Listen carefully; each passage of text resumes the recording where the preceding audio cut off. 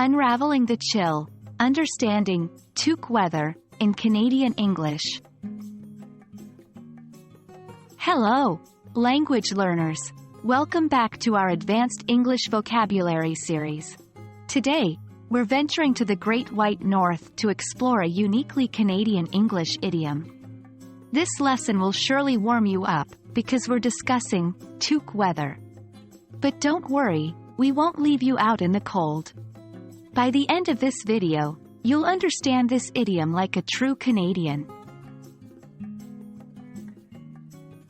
So, what does Toque Weather mean? In Canadian English, this phrase is used to describe a type of weather.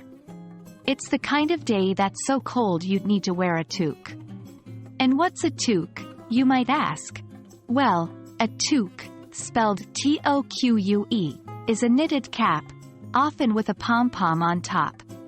It's designed to keep your head and ears warm during those frosty Canadian winters.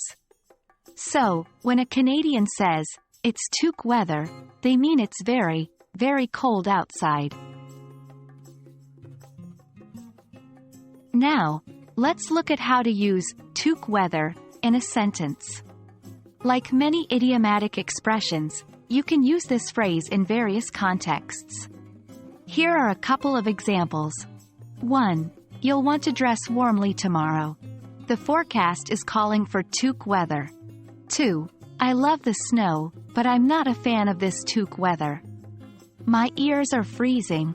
Remember, this idiom is very specific to Canada, so it's a fantastic way to show off your understanding of regional English language variations. In the Canadian cultural context, talking about the weather is a common form of small talk.